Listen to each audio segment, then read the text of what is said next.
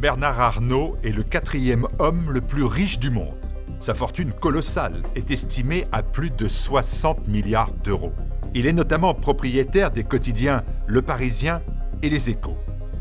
Et à ce titre, le milliardaire touche 12 millions d'euros d'aide de l'État chaque année. Cet argent, c'est celui des contribuables français, c'est le vôtre. Alors, reprenez le pouvoir, donnez à la presse que vous aimez, donnez à TV Liberté.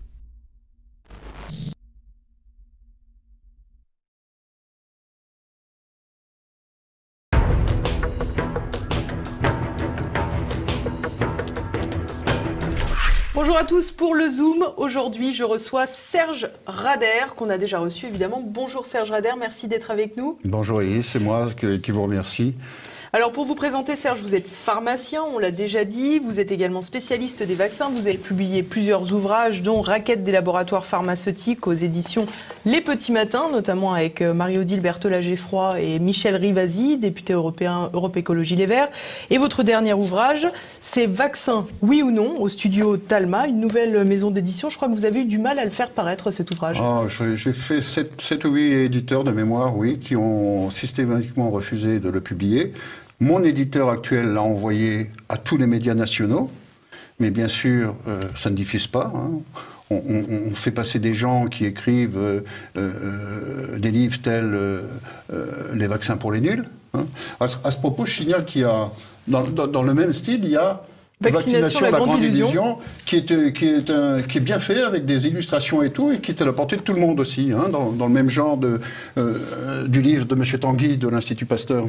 Donc un peu la vaccination pour les nuls, mais oui, d'autres versions alors. Tout à fait.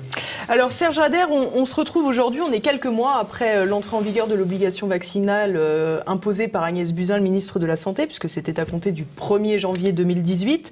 On va le revoir, on était auparavant à une obligation vaccinale avec 3 vaccins, le DTP, diphtérie, tétanos, poliomyélite. Aujourd'hui, on a 11 vaccins obligatoires pour les enfants. Est-ce que, d'abord, vous pouvez nous réexpliquer à partir de quel âge c'est obligatoire, dans quelles conditions, et comment ces 11 vaccins sont-ils administrés ? Oui, c'est de la folie. Hein. Il faut aussi dire que ces 11 vaccins, qui ne correspondent à aucune justification sanitaire, hein, la propagande autour de la rougeole, on pourra en dire un mot, ont été imposés par le lobby. Hein.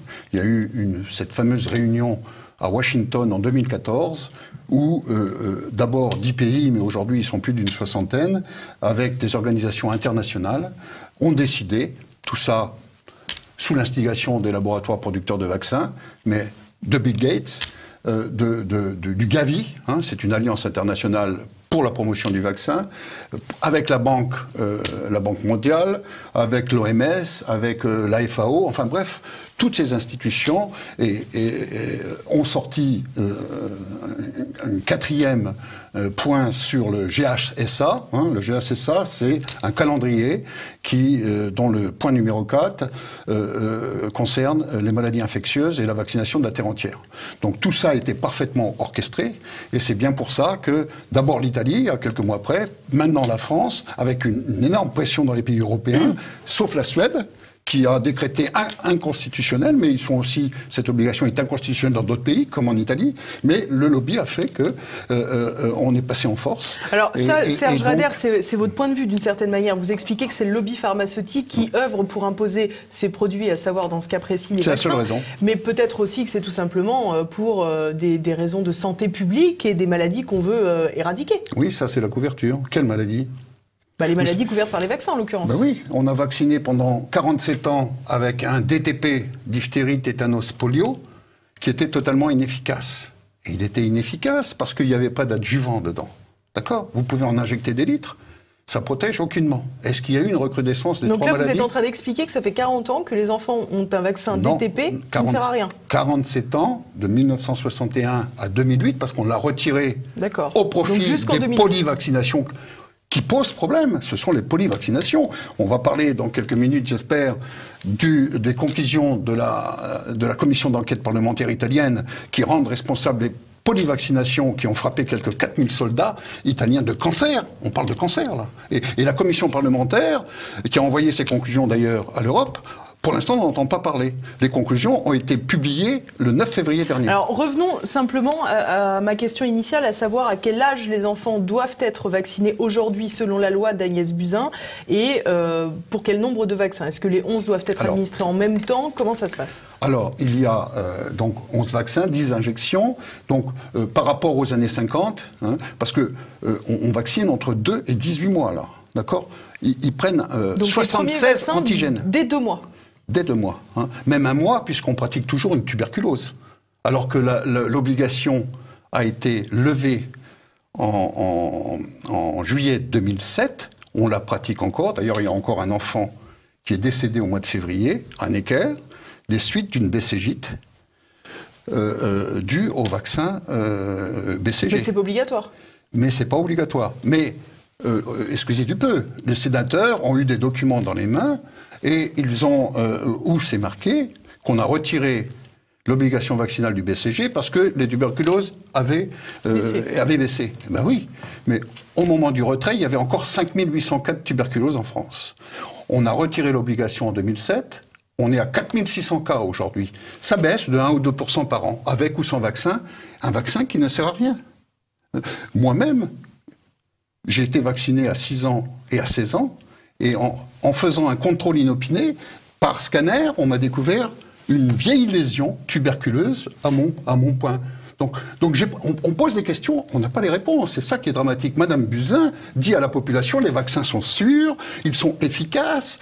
Madame Buzyn non seulement ment à la population, mais ce qui est très grave, c'est que la représentation nationale, les députés et les sénateurs ont été complètement manipulés avec des mensonges de ce type, ou d'autres mensonges qui vous disent que les vaccins sont mieux contrôlés que les médicaments, ce qui est entièrement faux, puisque c'est même marqué dans le Vidal, hein, le micelle des médecins. Hein, c'est marqué les épreuves de pharmacocinétique, les épreuves de mutagénèse, de consanguinogénèse, de tératogénèse, c'est-à-dire les malformations chez...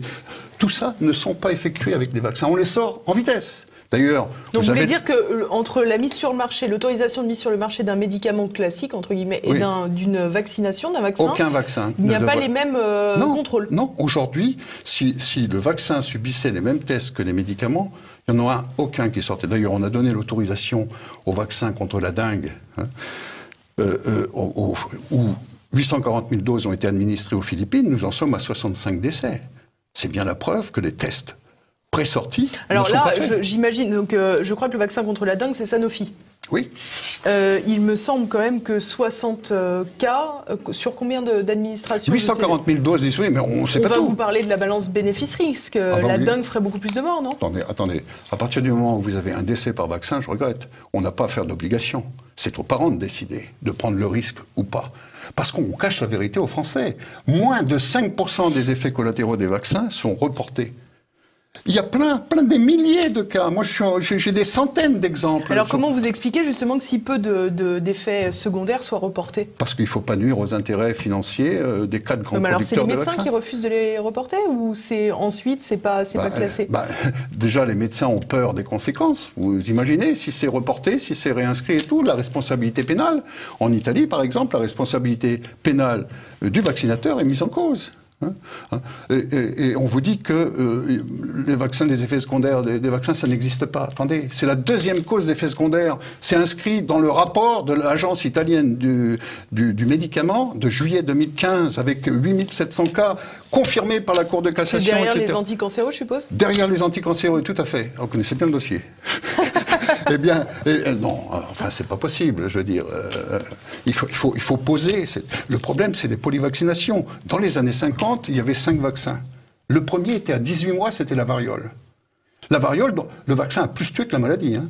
Mais on a attendu 1979 pour le retirer.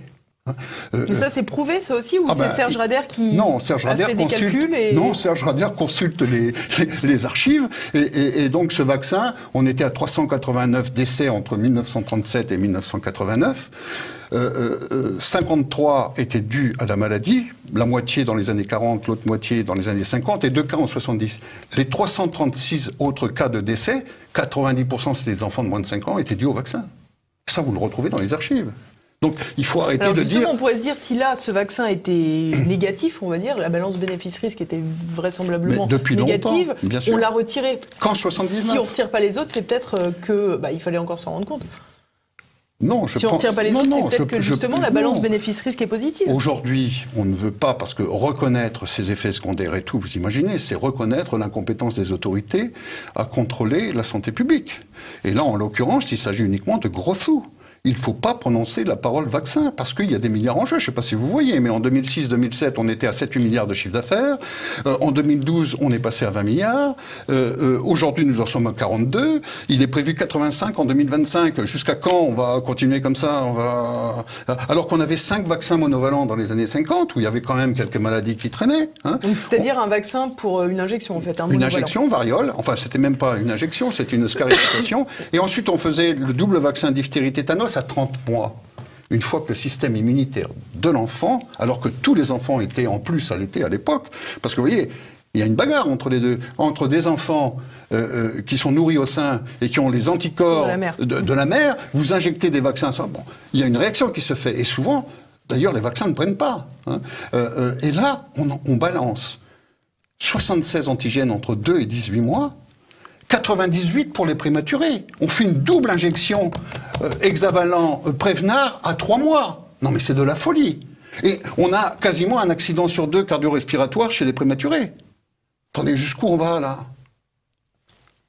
Alors Serge, je voudrais qu'on procède, entre guillemets... parler des vaccins obligatoires. On va parler de tous les vaccins obligatoires. Donc on a parlé rapidement du DTP. On va pas rentrer dans les détails pour le moment. On va pas parler des adjuvants, etc. On y reviendra par la suite. En revanche, je voudrais qu'on passe en revue l'intégralité des vaccins obligatoires. Alors pour que ce soit clair, je vais tous les nommer une première fois et puis on va y revenir un par un. Donc il y a le DTP, on l'a dit, diphtérie, tétanos, poliomyélite.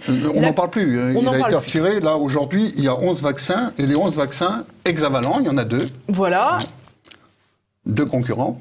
Hein, ah oui, non mais vous parlez des... Moi je voudrais de contre quelle maladie il existe les 11 vaccins. Donc contre la diphtérie, le tétanos, la poliomyélite, contre la coqueluche, l'aurore, donc rougeole, oreillon, à 12 et 18 mois. Rubéole, l'hépatite B, qui était déjà dans l'hexavalent auparavant et qui posait déjà problème, on reviendra justement dessus, la bactérie Haemophilus influenza B, le pneumocoque, le méningocoque. On est d'accord jusque-là?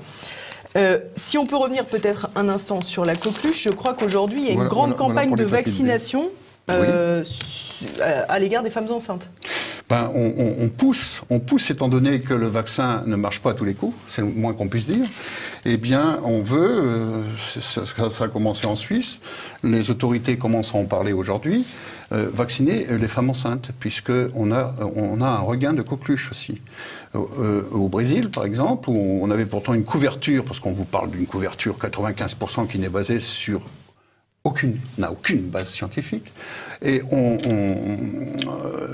au Brésil, où on a vacciné à 96%, on est passé de 7 cas par million d'habitants à 33 cas. Et le Brésil a décidé, par une directive de 22 pages de septembre 2014, de vacciner les femmes enceintes avec le DT-Coq de chez Glaxo. Laboratoire Glaxo. Et pour ceux, ils ont commandé en gros un an de stock, c'est-à-dire 3 millions de doses. Et ils ont commencé à vacciner, notamment dans la région, une des régions déshéritées, enfin plus pauvres du Brésil, dans le nord-est. Et puis, 2 mois après, explosion des cas de microcéphalie. Moi, je pose la question, est-ce qu'il y a une relation entre la vaccination de ces femmes enceintes? Moi, j'ai arrêté la comptabilité à 8000 cas. Vous imaginez 8000 nourrissons qui sont nés sans cerveau. Avec des cerveaux plus petits, microcéphales. Oui, enfin... Sans cerveau, peut-être pas quand même. Non, mais c'est une image. Mais vous avez vu des photos de microcéphales? C'est impressionnant. Hein. Donc voilà. Et là, aujourd'hui, on voudrait... Alors qu'on a toujours un décret du 28 février 1952 qui prohibe tout vaccin chez les femmes enceintes. Donc maintenant, on veut les vacciner de la grippe. Déjà, avec un vaccin qui est totalement inefficace, que moi j'ai analysé toutes les cours. On a plus de déchets chez les vaccinés que chez les non-vaccinés. Donc vaccin anti-grippe, c'est vraiment, c'est un pur business. Hein. C'est pas obligatoire. Laissons-le de côté. C'est pas obligatoire. En tous les cas. Mais... on continue l'énoncé avec l'hépatite B. L'hépatite B, on a su qu'elle a posé un problème avec la sclérose en plaques, il me semble. Absolument. J'ai été analyser les courbes de fréquence des maladies consécutives, donc sclérose en plaques, sclérose latérale amyotrophique, lupus, polyarthrite rhumatoïde, etc. On était, vous voyez, on était à entre 2 et 5 cas pour 100 000 sur un plateau. Sur un plateau. On a commencé à vacciner avec l'hépatite B en 94, explosion de toutes ces maladies. Qu'on nous explique qu'est-ce qui s'est passé comme événement. Est-ce qu'il faut établir un lien de cause à effet? Attendez, quand vous vaccinez la moitié de la population française tout d'un coup et qu'on obtient ces chiffres, le minimum c'est d'aller quoi? Des analyses ont été faites, mais on vous nie les évidences. Donc voilà la situation. On ment à la population. Alors pour revenir au vaccin, l'hexavalent. Il y en avait 2 sur le marché, qui sont sortis dans les années 2000. Vous aviez l'Infanrix Hexa et l'Hexavac, qui étaient 2 concurrents. C'est classique, c'est Sanofi et Glaxo en Europe. Donc cet Infanrix, cet hexavalent Sanofi, qui s'appelait Hexavac, il a été supprimé par l'Agence du médicament européenne en septembre 2005 parce qu'il avait entraîné 6 morts subites du nourrisson, attesté par autopsie par le Centre médico-légal de Munich. Pourquoi Munich? Parce que 60% de l'écoulement de ce vaccin s'est fait en Allemagne. Et puis à parité en Autriche et en Italie, très peu en France, 150 000 doses. Bon, on a tiré ce vaccin. Savez-vous qu'11 ans après, il y a 2 ans, on l'a ressorti, le même. Il a été modifié? Oui, il a été modifié. C'est la même formule avec 2 fois plus d'aluminium dedans. Il a été modifié. Qu'est-ce qui engendrait la mort? Est-ce qu'on avait identifié ce qui engendrait la mort? J'imagine que c'était pas qu'il n'y avait pas assez d'aluminium. Les autopsies ont donné les autopsies qui ont été ensuite... Le dossier a été complètement enterré. On disait qu'il n'y avait que 5 microgrammes d'antigène de l'hépatite B dedans, donc c'était pas suffisant, ça couvrait pas assez. Alors qu'on a aujourd'hui un HB-Vax qui est à 5 microgrammes. Le vaccin de l'hépatite B. En fait, on n'a rien changé, mais non, pas du tout. Non, c'était les 6 morts subites du nourrisson.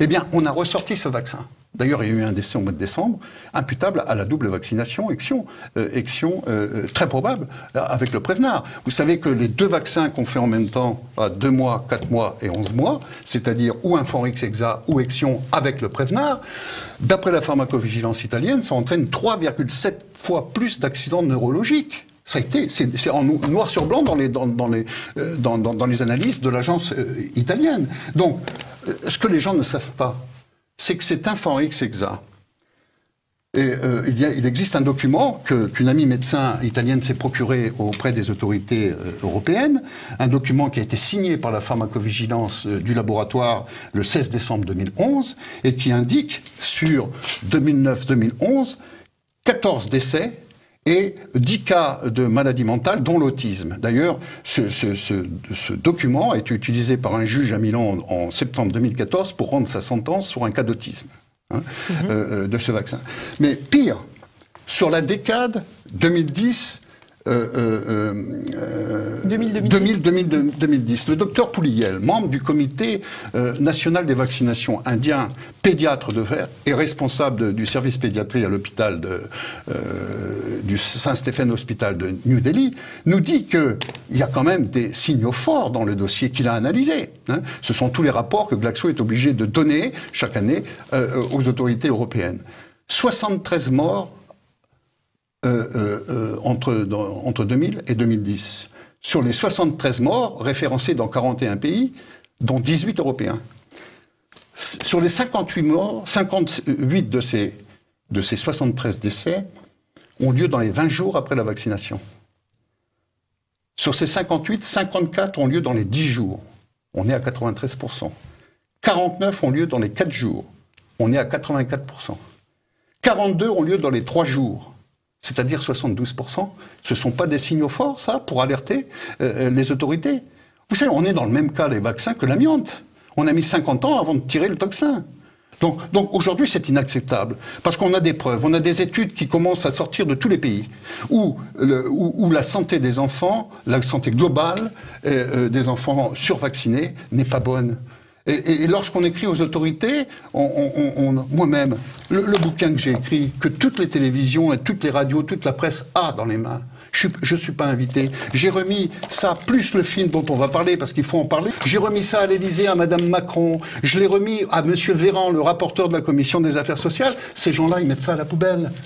Donc, et quand Monsieur Bourdillon, le patron de Santé publique France, de l'INVS, qui était présent à la commission des affaires sociales, vous dit, mais quand même, on ne va pas remettre en cause notre belle industrie pharmaceutique et ses milliers d'emplois. Mais dans quel pays on est? On vous dit qu'il y a des problèmes avec les vaccins. À la séance du 28 septembre à l'Assemblée nationale, dont les débats ont été menés par M. Véran, qui a accordé à mon ami, le docteur oncologue Gérard Delépine, et moi-même 3 minutes, quand les 8 mercenaires de l'industrie pharmaceutique devant nous ont eu 2 heures, et la séance n'a pas été enregistrée. Dans quelle république bananière on se trouve? Non mais c'est complètement fou. Donc voilà, pour la méningite, attendez, il n'y a jamais eu d'épidémie de méningite. On oblige de la méningite, le vaccin de la méningite C. On a rajouté une dose à 5 mois. Vous savez, il n'y a pas un mois de libre pour les nourrissons. Hein. À 5 mois et à 12 mois. Pour quelques cas sporadiques. Parce que des méningites, vous en avez mais des dizaines et des dizaines de cas. Oui, donc ça ne veut pas dire que si on est vacciné, on n'aura pas la méningite. Pas du tout. On peut simplement contre avoir la C, c'est tout. À Dijon, c'était la W135. Bon, 2 décès, certes regrettables, mais ce sont, vous savez, il suffisait de faire un prélèvement général, ils ont vacciné quand même 46% du campus, et non pas 95%. Hein. Avec un vaccin, ils s'en vendaient moins de 500 unités mois en France, donc il fallait faire un test avec le Nimemrix, qui était dosé à 5 microgrammes, alors que l'ancien, il a remplacé un ancien qui était dosé à 50, et ça marchait pas. Et donc là, celui-là, il aurait marché. Non, il fallait faire un prélèvement de gorge, et puis les porteurs, vous savez que 10% de la population sont porteurs de méningite B, par exemple. La méningite B, c'est 10 fois plus de cas que la méningite C. Alors pourquoi pas aussi mettre le vaccin? Donc on fait n'importe quoi. Alors, à présent, Serge Rader, j'aimerais qu'on revienne sur un aspect qu'on a déjà plus ou moins évoqué, c'est le ROR et notamment les incidences évoquées par le docteur Andrew Wakefield dans Vaxed, donc un documentaire dont vous avez parlé tout à l'heure. Quelles sont ces études et surtout, quelles sont les dernières nouvelles à ce sujet qui ont réhabilité le docteur Andrew Wakefield et ses travaux? Alors, écoutez, ce vaccin, on critique, vous savez, même à la société savante, dans les académies et tout, on vous empêche de parler. Hein. Wakefield est le dernier des coquins. Donc revenez peut-être rapidement pour présenter Andrew Wakefield. Il se trouve que Wakefield, je l'ai rencontré, et que c'est un homme qui fait plus que son travail. Le problème, c'est qu'il dit la vérité, et qu'il dessert les intérêts, notamment Glaxo, en l'occurrence, qui était le producteur du Priorix, hein, le ROR. Bon, oui. Donc rougeole, Orion, rubéole. Alors, face aux méningites qu'il entraînait, lorsqu'il est sorti en 87, il a commencé à sortir hein, dans divers pays, puis ensuite on l'a retiré, on l'a remis en Angleterre, et puis il est repassé au Brésil, etc. Et on va dire, oui, mais Wakefield, il a fraudé. Non, Wakefield, il a défendu les intérêts des victimes de ce vaccin. D'ailleurs, il n'a jamais dit de ne pas vacciner, il a dit de repousser ce vaccin, et en attendant de faire le Rouvax. Les autorités britanniques, quand elles ont retiré le Rouvax du marché, le monovalent. Et c'est ce que les autorités françaises... Il y a des flambées, paraît-il. Mais alors pourquoi vous retirez le vaccin monovalent de la rougeole là? Le 24 janvier, on a retiré le vaccin. Ce qui fait qu'on n'a pas le choix, on est obligé de faire le trivalent. Alors je regrette, mais ce trivalent, et ça a bien été montré dans ce film, non seulement Wakefield a fait son devoir de professionnel de santé, et il a fait savoir que ce vaccin entraînait, parce qu'il était administré aux jeunes, des cas d'autisme, qui ont été confirmés par une étude 2000-2004 de la pharmacovigilance, le CDC américain, hein, la pharmacovigilance américaine, et où on a assisté à l'explosion des cas d'autisme. Tout ça est révélé dans ce film qui est censuré sur la terre entière. En Grande-Bretagne, le sénateur Pepe, en Italie, devait le diffuser au mois d'octobre au Sénat. Il a été empêché par la ministre, qui est d'ailleurs sous enquête pour falsification des bulletins de vote début mars au sénatorial. Il a été censuré au Parlement européen au mois de février. Il a été censuré quelques jours après par la mairie de Paris. Si ce film racontait n'importe quoi, eh bien, il aurait été mis en procédure, etc. Or, actuellement, il est diffusé sur la terre entière. Il faut que les gens visionnent ce film Vaxed, qui incrimine le vaccin ROR dans les cas d'autisme. On ne peut pas assister à cette explosion. Il y a 8000 nouveaux cas d'autisme en France, 1 sur 100. Ils étaient 1 sur 10 000 il y a 30 ans. Lorsqu'on vous diagnostique un enfant autiste à 2 ans et demi ou 3 ans, qu'a fait l'enfant jusque-là pour devenir autiste régressif si bon, ce on peut n'est vous dire que c'était déjà à la naissance, mais qu'on s'en est pas rendu compte avant. Non, parce que vous avez... Non, mais il faut voir le film. Tout est dit dans ce film. Hein. Donc voilà. Donc, non, et Wakefield, je regrette, mais ses travaux ont été confirmés non seulement par l'ancien directeur de la santé britannique, Peter Fletcher, qui est maintenant en retraite, qui a confirmé ses travaux, mais par le professeur japonais Kawashumi, qui a retrouvé du virus rougeoleux dans les lymphonodules intestinaux dans les maladies inflammatoires, puisqu'il est responsable, ce vaccin ROR, de maladies inflammatoires type maladie de Crohn, rectocolite hémorragique, etc., et autisme. Et donc, tout ça est validé par plusieurs personnes, etc., mais plus grave. La HAS a annoncé, il y a une dizaine de jours, de santé. La HAS, la Haute Autorité de Santé, a annoncé que 12 et 18 mois, ça suffisait pas, puisque, pour parler un petit peu de la rougeole quand même, parce qu'on dit on a des flambées de rougeole, ben oui, ces flambées sont dues à la vaccination de masse. Plus vous vaccinez, et plus il y a des cas de rougeole. Ça s'est passé pareil pour la diphtérie, ça s'est passé comme ça aussi pour la variole. Il faut voir tout ce qui s'est passé aux Philippines, en Inde, etc. On introduit, on vaccine à outrance, et les maladies explosent. C'est ce qui se passe pour la rougeole.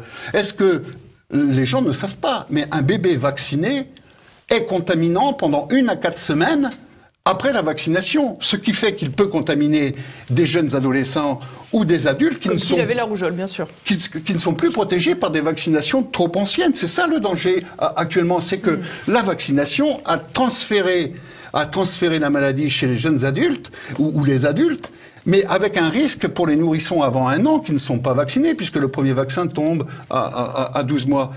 Alors, la Haute Autorité de Santé, ils sont fous. Ils sont fous ou irresponsables.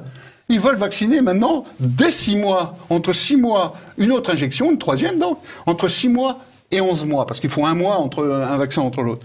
Sans qu'il y ait eu de tests de fait. D'examen pré-vaccinaux. Non, mais on marche sur la tête. On marche sur la tête. Alors Serge Rader, pour terminer, parce qu'on a déjà dépassé le temps imparti, j'aimerais qu'on revienne quand même sur un élément très important qui est peu évoqué et qui est largement évoqué dans ce dernier livre, Vaccin oui ou non, c'est les nanoparticules contenues dans les vaccins. Est-ce que vous pouvez nous expliquer déjà de quoi il s'agit, comment vous l'avez découvert ?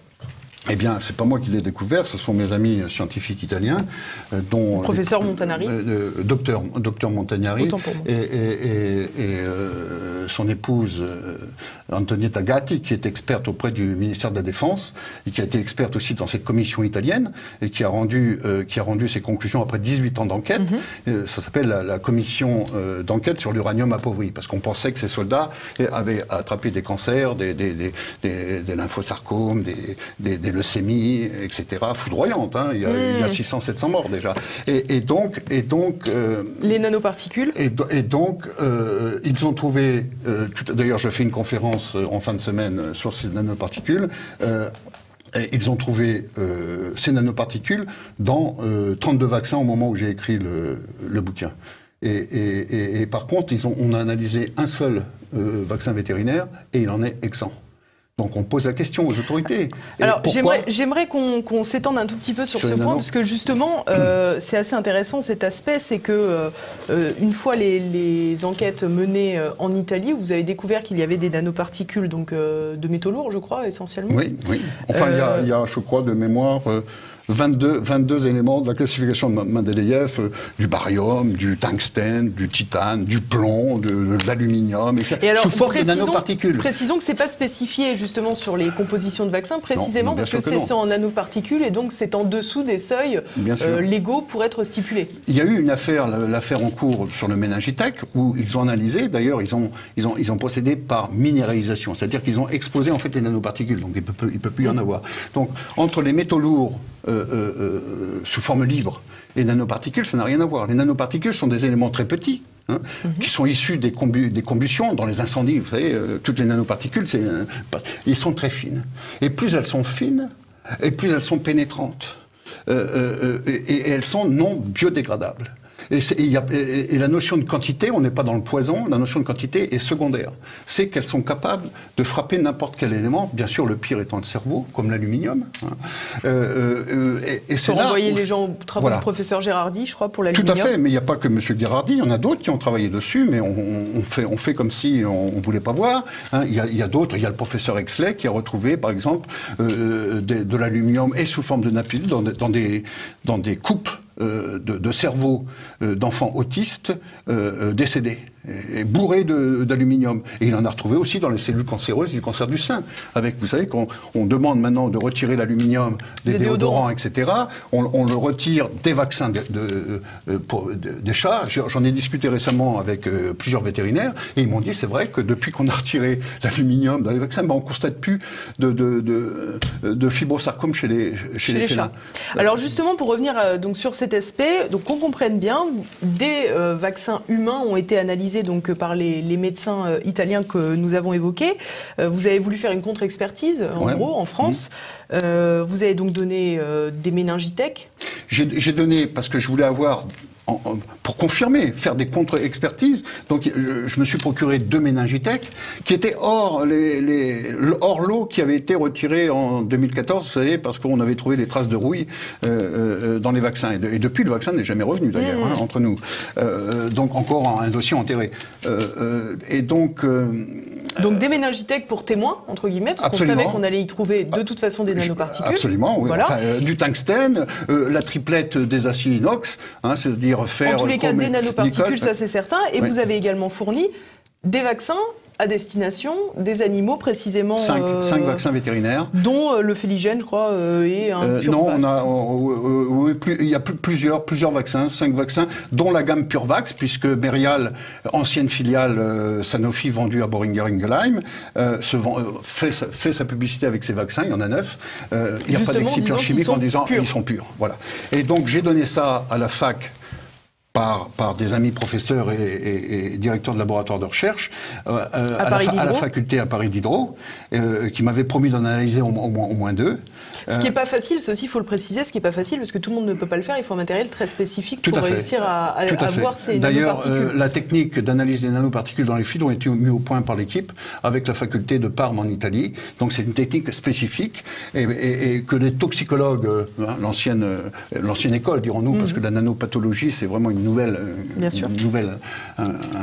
un nouveau secteur de cette médecine et ne possède probablement pas, d'ailleurs. Et donc, eh bien, après 5 semaines, on m'a rendu mes vaccins en disant non, le dossier est trop chaud, on n'analyse pas. Donc, moi, j'en reste pas là. Donc, visiblement, en France, on est moins libre d'investiguer d'un point de vue scientifique. En France, une affaire comme ça, oui, mais ce sont des examens qui sont faits à l'étranger. Donc ça ne compte pas, mais on ne peut pas faire de contre-expertise. Vous savez bien que la justice, comment elle fonctionne, elle est sous les ordres, le parquet est sous les ordres du politique et tout, donc notre justice n'est pas indépendante, ce qui n'est pas le cas en Italie. Vous savez qu'un juge italien peut prendre l'expert qu'il veut, et non pas les experts nommés par le ministère de la Santé. Et où en est-on en Italie de l'obligation vaccinale ? Eh bien, il avait été prévu à 12.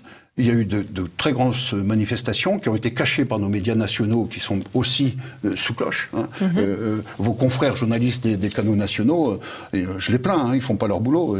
Ils peuvent pas dire la vérité à la population parce que tous les médias sont dans les mains d'une poignée de milliardaires et bien sûr, on ferraille à mort. Je vous remercie à ce propos déjà d'exister, et parce que il y a aussi un problème avec les médias, parce que les médias couvrent tout ça, alors que en haut lieu ils sont parfaitement au courant de tout ça. Mais c'est quand même pas normal qu'on bousille la santé, les études italiennes, les études américaines, les études allemandes, qui disent qu'aujourd'hui, les statistiques des maladies, enfin des nourrissons avec des diabètes insulinaux dépendants de quelques mois, des nourrissons, des enfants de 2-3 ans avec des rhumatismes, on n'a jamais vu ça. L'autisme qui explose, et puis il faut surtout pas toucher et prononcer le mot vaccin. Non mais c'est ahurissant. Moi, en tout cas, j'ai le devoir, et j'ai prêté serment pour ça au sortir de la faculté, lorsque j'ai eu mon diplôme de pharmacien, de servir la santé publique. Et vous continuez à vendre des vaccins, Serge Rader ? Écoutez, j'ai vendu des vaccins pendant toute ma vie. sans savoir ce que je faisais, comme tous les pharmaciens de France aujourd'hui, et tous les médecins, ils n'ont pas de formation, et les pédiatres compris. Et ceux qui savent, qui ont pris le temps, parce que pour parler un peu des vaccins, il faut une année entière à temps plein. C'est pas la matinée pour apprendre par cœur un calendrier vaccinal qui font que ces gens-là, non, ils appliquent des consignes, sont compétents.